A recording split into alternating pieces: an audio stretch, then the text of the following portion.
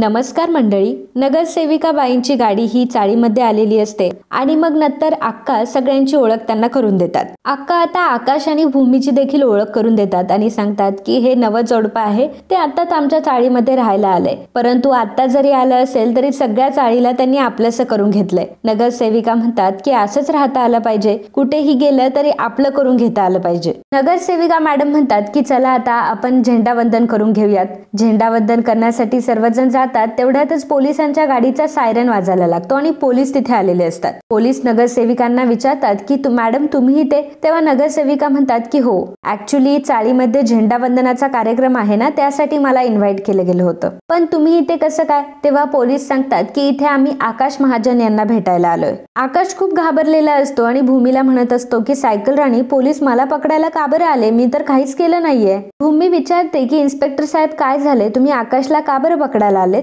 Inspector म्हणतात की अजिबात घाबरू नका, तुम्ही समोर या. खरं तर आम्हाला जे जमलं नाही ना ते या पट्ट्याने करून दाखवलंय. दुष्यंत चांदवडकर हा खूप मोठा आरोपी होता आणि रोहिणी मर्डर केसमध्ये त्याचाच हात होता. खरं तर मुलींना फसवणं आणि जगाला ठगणं हा त्याचा हेतूच होता, परंतु अशा मोठ्या आरोप्याला आकाश महाजन यांनी पकडून दिलंय. त्यामुळे आमच्या साहेबांनी सांगितलं की आजच्या सारखा चांगला दिवस नाहीये, तुम्ही त्याचं कौतुक करून या, म्हणून आम्ही इथे आलोय.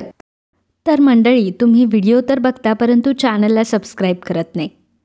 आम्हाला तुमची खूप गरज आहे आणि तुमचं एक सबस्क्राईब करणं आमच्यासाठी खूप महत्त्वाचं आहे आणि लाख मोलाचं आहे. त्यामुळे सबस्क्राईब करायला अजिबात विसरू नका आणि लगेच आपल्या चॅनलला सबस्क्राईब करा. धन्यवाद. पोलीस आता आकाशच्या हातात एक बुके देतात. सर्व चाळकरी आकाशचं खूप कौतुक करत असतात, टाळ्या वाजवत असतात. आकाश मात्र खूपच खुश झालेला असतो. तर आता पोलीस तिथून निघून जातात. आकाश भूमीला म्हणत असतो की सायकल राणी, तू खुश आहेस ना? तेव्हा भूमी म्हणते की अरे आकाश, मी काय, सगळी चाल सुद्धा खुश आहे आणि एकदा बघ तरी सर्वजण तुझ्याकडे किती प्रेमाने बघताय. आकाश म्हणतो की मला सगळ्यांचं नाही, मला तुझं मत हवंय. भूमी म्हणते की हो आकाश, मी तर खूप जास्त खुश आहे. अक्का म्हणतात की चला चला मग आपण ध्वजवंदन करून घेऊयात. नगरसेविका म्हणतात की नाही, आजच्या ध्वजवंदनाचा मान हा आकाश महाजन यांनाच मिळायला हवा. आज त्यांनी एवढं मोठं काम केलंय म्हटल्यावर ध्वजवंदन सुद्धा आज त्यांनीच करावं अशी माझी इच्छा आहे. यावर सगळे चाळकरी खूपच खुश झालेले असतात. आकाश म्हणत असतो की पण मी एकटा नाही करणार ध्वजवंदन, माझ्यासोबत मला सायकल राणी पण हवी आहे. भूमी आकाशला म्हणत असते की आकाश, हा काय वेडेपणा आहे, सगळेजण तुझी वाट बघताय ना, कर बरं तू एकट्यानेच ध्वजवंदन. आकाश म्हणतो की सायकल राणी, मी तुझ्याशिवाय अजिबात ध्वजवंदन करणार नाही. आणि तो चाळकऱ्यांना विचारतो की मी तुम्हाला आवडतो ना? तर चाळकरी म्हणतात की हो, आम्हाला सगळ्यांना तू खूप आवडतोस. आकाश म्हणतो की मग मी असा आहे ना? आकाश म्हणत असतो की मी आज जो कोणी आहे ना तो फक्त सायकल राणीमुळे. मला जेव्हापासून माझी सायकल राणी भेटली आहे तेव्हापासून ती माझी काळजी घेते. जेव्हा सगळ्यात पहिल्यांदा मी उंच कळसावर चढलो होतो ना, तेव्हा सायकल राणीने मला समजवलं होतं आणि मला छानपैकी समजवून तिने माझा जीव वाचवला होता. माझ्या प्रत्येक अडचणीमध्ये सायकल राणी माझ्या पाठीमागे ठामपणे उभी राहिली. एकदा असाच मी घराच्या बाहेर होतो आणि ट्रकने मला उडवलंच असतं, परंतु सायकल राणीने मला वाचवलं. माझ्या प्रत्येक सुखदुःखामध्ये माझी सायकल राणी माझ्यासोबत समर्थपणे उभी होती. प्रत्येक वेळी माझी सायकल राणी माझ्यासोबत होती. जग माझ्यावर हसायचं, परंतु ती मला म्हणाली की तू घाबरायचं नाहीस. एकदा मी पार्टीमध्ये जोकर बनून गेलो होतो, तेव्हा सायकल राणीला ते आवडलं नाही आणि सायकल राणीने 4 चौघांमध्ये मला माझा मान परत मिळवून दिला. आणि सायकल राणी ही अशी आहे, माझ्या प्रत्येक भूतकाळामध्ये सायकल राणीने मला साथ दिली आहे आणि ह्या सगळ्या गोष्टी आणि जुन्या आठवणी तो सगळ्या चाळकऱ्यांना सांगत असतो. आमच्या मेहंदीच्या टाइमला माझी खूप मोठी फजिती झाली होती. मेहंदीमध्ये माझा पायजमा सुटला होता. सर्वजण माझ्यावर हसत होते. सर्वजण म्हणत होते की याला पायजम्याची नाडी सांभाळता येत नाही, तर हा मुलगा कसा लग्न करू शकतो. सगळेजण माझ्यावर हसत होते, परंतु माझ्या सायकल राणीने पदरामागे मला घेऊन मला वाचवलं. आकाश पुढे सांगू लागतो की मला आगीची खूप भीती वाटायची, पण सायकल राणीने माझी आगीची भीती पण घालवली आणि मग अशा सायकल राणी सोबत मला ध्वजवंदन करायचंय. मग माझं काही चुकलं का? मी आज जो कोणी आहे, जसा कसा आहे, तो फक्त आणि फक्त सायकल राणीमुळे, आणि ती फक्त माझ्या सोबत असावी असंच मला वाटतं. आकाश म्हणत असतो की सगळेजण मला वेडे म्हणायचे, परंतु माझ्या सायकल राणीने मला सांगितलं की तू जसा आहेस तसाच राहा. आकाश त्याच्या सायकल राणीला म्हणत असतो की सायकल राणी, आज मी जो कोणी आहे ना तुझ्यामुळे, आणि माझ्यामधलं गणिताचं टॅलेंट सुद्धा तू ओळखलंस आणि तू मला सांगितलंस. मला गणित एवढं एवढं चांगलं येतंय हे फक्त तू मला सांगितलंयस. आकाशचं हे बोलणं ऐकून आजूबाजूच्या बायकांच्या डोळ्यात मात्र पाणी आलेलं असतं. नगरसेविका म्हणत असतात की अजून एका बायकोला काय हवं असतं, नवऱ्याने फक्त तिला ॲप्रिशिएट करावं हेच तिचं म्हणणं असतं.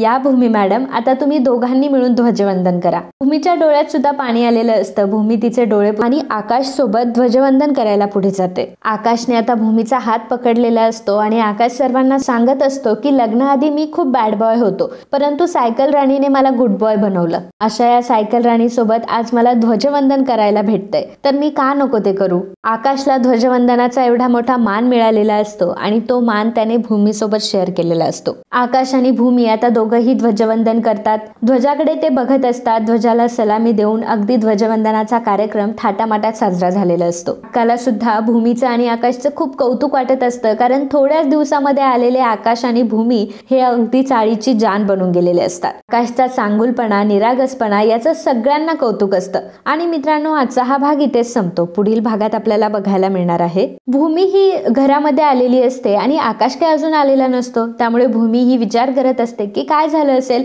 आकाश अजून घरी का आला नसेल, कुठे राहिला असेल. आकाश हा काही कामानिमित्त बाहेर गेलेला असतो आणि भूमीला हे आठवत असतं की आकाशने सर्वांसमोर ध्वजवंदनाच्या कार्यक्रमात सांगितलेलं असतं की मला माझं सगळं आयुष्य हे भूमी सोबत घालवायचंय. तिला सारखं हेच वाक्य आठवत असतं, मला माझ्या सायकल राणी सोबत राहायचंय आणि तेही शेवटपर्यंत. भूमी खूप बेचैन झालेली असते आणि तिला थोडंसं वेगळं वाटत असतं. भूमी डिस्टर्ब असते आणि त्याच वेळी दरवाजा वाजतो. तर भूमीला असं वाटतं की आकाशच आलाय दरवाजावर. भूमी दरवाजा उघडते तर दरवाजामध्ये आकाश नसून रागिनी आणि आभी तिथे उभे असतात. आता दोघांनाही बघून भूमी दचकते आणि खूप घाबरते. आणि आकाश सुद्धा घरामध्ये नसतो. भूमी एकटीच घरामध्ये असते. रागिनी भूमीला म्हणते की काय ग भूमी, सासूचं असं स्वागत करणार आहेस का? इतक्या दिवसांनंतर तुला तुझी सासू भेटली, सासूला आतमध्ये नाही बोलवणार? भूमीला आता खूप भीती वाटलेली असते आणि भूमीला समजलेलं असतं की यांचा नक्कीच काहीतरी भयानक डाव आहे. आता भूमी त्या दोघांनाही दूर लोटून दरवाजा लावण्याचा प्रयत्न करत असते, पण अभिजित मात्र जोराचा दरवाजा ढकलतो. त्यामुळे भूमीचंही ताकद कमी पडते आणि रागिनी आता घरामध्ये घुसते. अभिजित आणि रागिनी आता दोघंही आतमध्ये आलेले असतात आणि भूमी एकटीच घरामध्ये असते. दोघांचाही भूमीला मारण्याचा डाव असतो आणि आकाश सुद्धा घरी नसतो. त्यामुळे भूमीला आता प्रचंड टेन्शन आलेलं असतं